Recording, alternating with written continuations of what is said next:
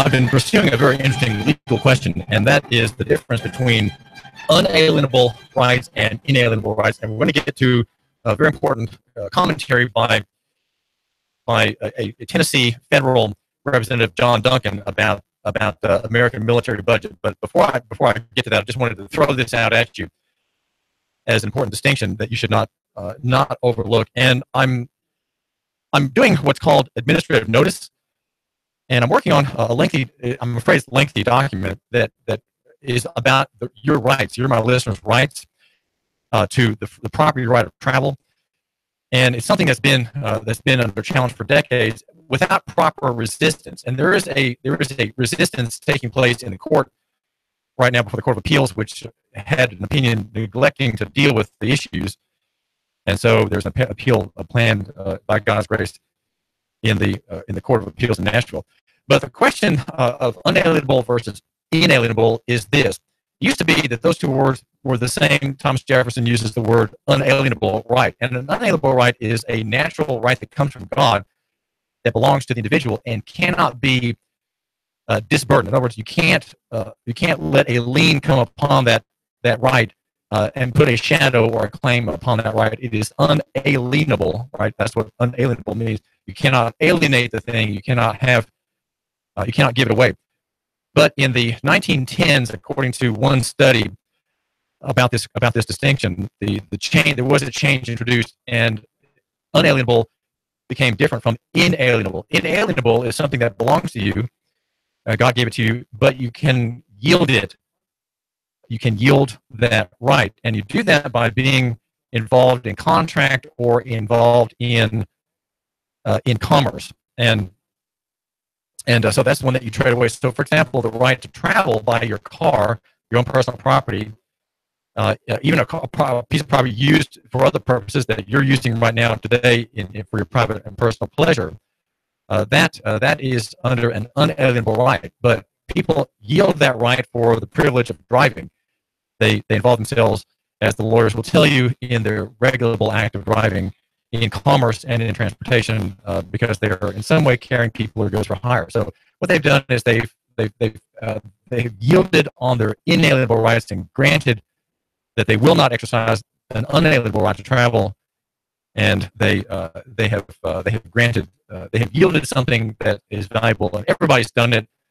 The people who are not doing it or who are not involved in that concession are Hispanic. They're poor. The poor, many of them can't afford all these privileges. And then there are some hard case constitutionalists, such as Arthur J. Hirsch in Lawrence County, whose case we are following with interest here on the David Tulis Show and at Nooganomics, our chief sponsor. We are brought to you by Nooganomics.com. That is to say, the website for the man who matters.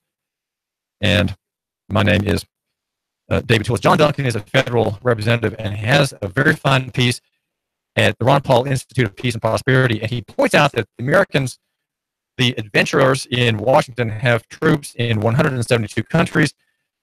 This fact, as he makes note, brought out by the New York Times editorial board that in October published America's Forever Wars, a column that was October 22nd, pointing out that we've been at war continuously since the attacks of 9/11 for 16 years. And he says that the only chief executive in the executive branch of Washington that understood war and fought against an expansion of the federal military behemoth was a military man, President Dwight Eisenhower, President Dwight Eisenhower.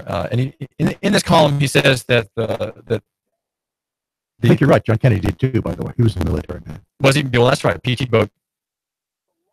Wait, yeah, a PT bote. You began to say John Kennedy, and you would have been right if you had. There's a $700 billion compromise defense bill, Sam Spade, and there's gigantic waste, and we are part of an empire, and what we have to hope for and pray for is that we can have the marketplace go around it, that these empires will collapse for non-payment. The light bill is not being paid. There's a $21 or $22 trillion bond debt in the bond markets that the government is imposing upon taxpayers to pay, and probably about $120 trillion in other obligations that are not not legally binding beyond that in the way of political promises and supports for dictatorships and others around the world. We're talking with Sam Spade about some of these points, and what we're hoping will be. I'm not going to argue here with you, Sam, that we should try to restore the bring together again unalienable and inalienable, and that's something that I think God in His grace will have to give to the American people. But we do want to weigh on the question of the prospect of a post-U.S. America, which is to say, we're still here on the land. Your descendants, our listeners' descendants, will be here. Your grandchildren, great-great-grandchildren. Your name will hopefully be more abundant among the human race, because of your hope, you're having children, you're being confident of the future. But we live in an age of fear, I'm afraid, and the fact that Americans are fearful, Sam Spade, make them accept the security state, make them accept the federal empire, and many abuses against their God-given, unalienable rights. What are the prospects of the dissolution or diminution, if only that, against the federal behemoth, Sam Spade? Well, there are really only two ways the government has to enforce its dictates on us when it comes right down to the brutal facts of life. One is they can hit you with a stick, or they can take away your carrot. They can offer you a bigger carrot. The stick in this case is, as you point out, all of the different kinds of police forces, starting up at the highest end of the military, working their way through the various CIA and eavesdropping organizations, and on down through the police and sheriffs and local law enforcement. And the carrot is the money. When they print the money, they control the stick, because they can pay the local sheriffs and the local police departments and the local governments, and they can pay the national governments, and they can pay the people that eavesdrop on us, control what we say and what we do, in the media that controls what we hear. And so you have to understand that in this description, the critical item is the fact that we have a debt money society. The government can print all the money it needs to get control of us. And the fact is, they're on the verge of failing with that system. Things are about to break up. And when they break up, there will be an opportunity for Chattanoogans to get together on a local basis, talk to their police forces, talk to their sheriffs, begin to organize locally, structurally, function locally, and no longer have to put up with maybe remote organized apart from law, in other words, organized voluntarily as opposed to under some compulsion system, which would be marked by a statute or a code. Well, I think we would probably actually wind up with both. Simply because if it were not for debt money, there would not be enough money to pay a large militaristic police presence. We couldn't afford to have it. And so what we would have to do is we would have to go to what small communities all over the country have traditionally gone to in the past, which is to have a group of volunteers that supports a small cadre of professionals, whether it is in the police area or it's even in the fire, volunteer fire department, supported by mostly volunteers with hardcore professionals that actually drives the vehicles and does things. This has been a tradition in our country for a large period of time. It is true also with police forces, and that's what we're going to wind up going back to. Well, Americans, my listener probably included, if he's a conservative, live in fear.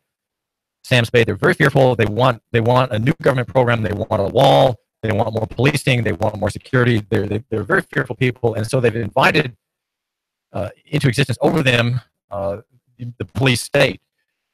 Now, what we're proposing in the future, if the financial system has its day of reckoning, and people suddenly realize that this paper money scheme can't fail, the debt will not be paid back. There has to be a kind of a major liquidation in the marketplace of these false assets and assets supported by the state. I lost track of my question. The question, I guess, that I really want to get to is: we live in fear now. How can we look to the future optimistically, especially the future where things are breaking apart and things are not working anymore? Can people in Chattanooga take to themselves, have God's grace, and think about others locally? How can they overcome and live through a breakdown of the system. Well, we can do it, first of all, by recognizing that many of the fears we have are not real fears. Many of the other fears we have come about because of actions of our nation state and the rest of the world. We have to worry about terrorist attacks in this country because the United States is out committing terrorist attacks in most of the rest of the world. We recently, relatively recently, had 5 people, Chattanoogans, killed by terrorist attack here. They were military, they were in a recruitment center, and we're all very much aware of what happened.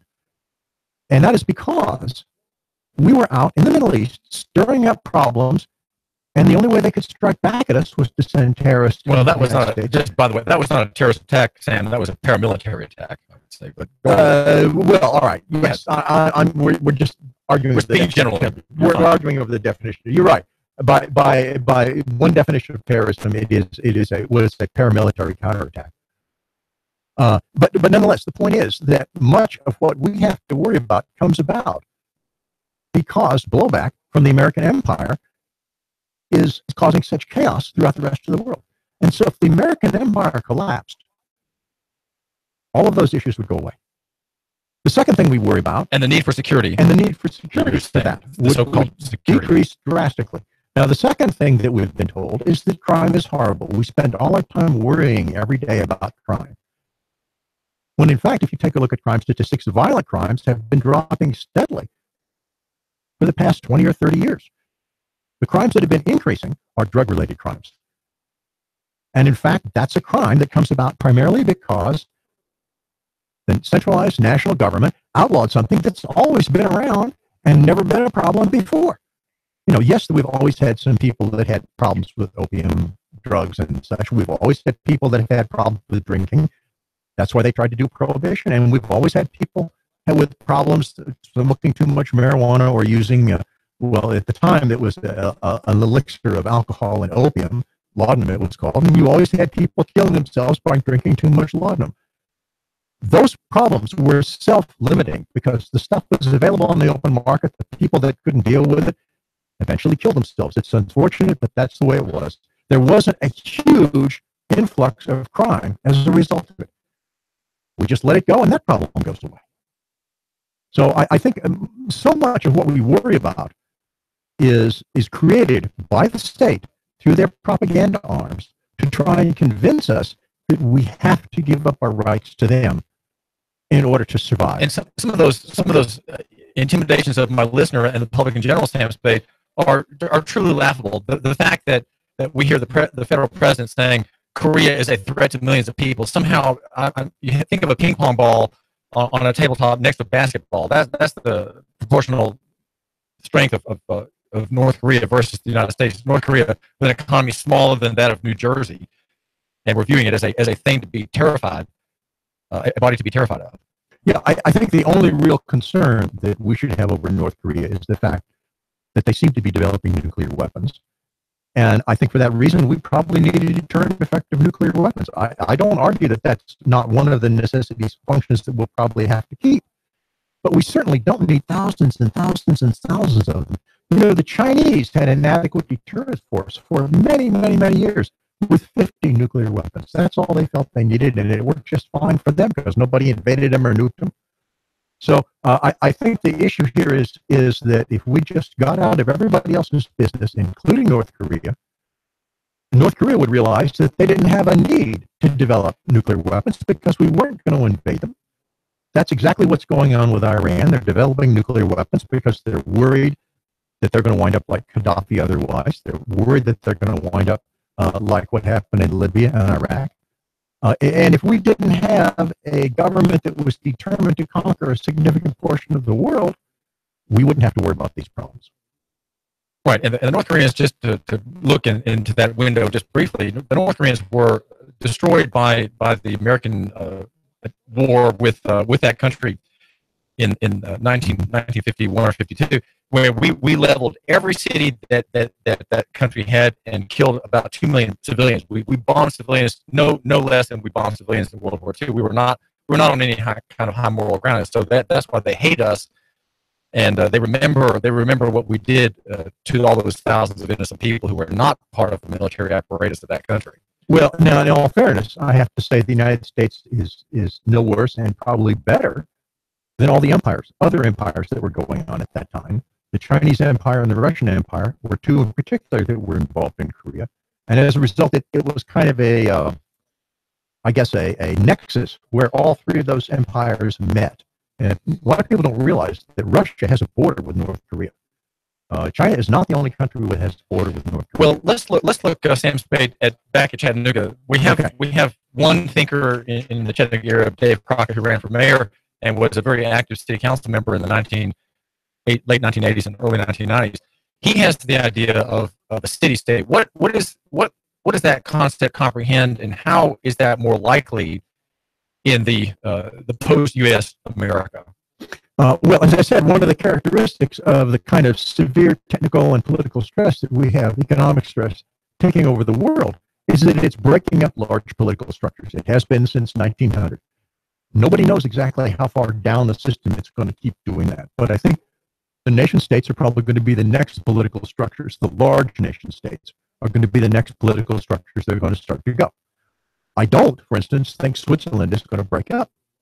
I think it's small enough that everybody knows each other and everybody can figure out what's going on and work together and survive these stresses, learn how to supply what they need themselves. Chattanooga could easily devolve into exactly the Swiss model, in which we are a small, independent economic organization.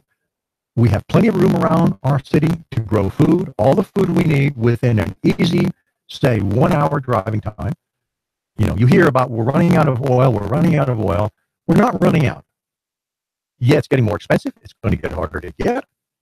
But enough oil to drive pickup trucks 50 miles outside the city, and wholesalers buy produce from the local farmers and bring it back into the city. Yeah, we got plenty of oil. There's going to be plenty of gasoline and oil for that. And of course, we have power that is both a blessing and a curse for Chattanooga. A blessing in that we have the dams for power. And if we had to, we could survive quite effectively on just the water that comes from the dams. A curse because, unfortunately, we have several nuclear power plants that are close. And nuclear power plants are not the sort of thing that you can just turn off and walk away from, and they'll be fine. Ignore them, and they're not going to hurt you. Even if there's no high-speed rail between North Atlanta and Chattanooga, we could still be a kind of independent city-state. That's what Crockett discusses, this city-state concept for Chattanooga.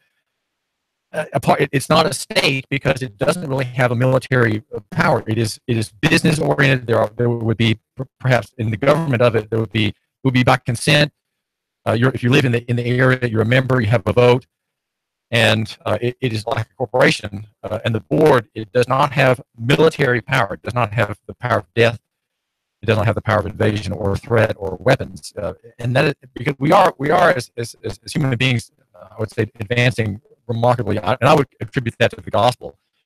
But in the future, this would be a non-military, a non-state organism or organization. It would be economic, Sam Spade, not state. In other words, no war interest, but a peace, trade, commerce, and art and cultural interest. Well, unfortunately, anytime one develops prosperity, there are always people that are going to want to take it away. That is the nature of the business. And if we postulate a system in which the nation state has lost most of its power, there may be problems with roving bands of troublemakers moving around. So I don't think that Chattanooga is going to survive without some way to defend itself. Some military, but the military power, the power of death, would be held individually, again, as it was in the colonial era and the pre-Civil War era. Well, maybe, although you have to keep in mind that even in the colonial era, you had structures, just as I talked about, that were permanent defense structures, and then you had a large volunteer base that swelled to support that. To go back to the situation in Switzerland, Switzerland has not been invaded since they threw the Austrians out in 1600. And something I was very surprised with, I spent some time with a wealthy Swiss young man many years ago, and he's stood to inherit a large company. Turns out that he had an automatic weapon at home because the military made him do it. He had boxes and boxes of ammunition because his job for the Swiss Army was to feed ammunition to a machine gun. And in an emergency, he had everything he needed. He would put it on. He would hop in his car. He would run to to the muster point, and that's it. He was part of a machine gun team. Ready. And the Swiss, Sam Spade, make note that are the neutral country. They're the country where warring parties go for peace talks in exactly. West End of Lac Léman, Lake Geneva, and so neutrality is a good thing. Helping Americans become more neutral in the future. I think it's essential. We cannot survive unless we become neutral. Sam Spade, thanks for joining us. Thank you. Sam Spade is the publisher of Thieves Emporium, available at Winder Binder. It is an economic thriller. Sam Spade, you're here chatting with me. The title, again, is Thieves Emporium. Make note of that and go ahead and buy that book down at Winder Binder. Buy local, like your neighbor, buy local. David Tulis, brought to you by Nooganomics.com. That's Nooganomics.com. Subscribe now. Traffic, news, and information. Nooga Radio. Digital FM 95.3 HD4.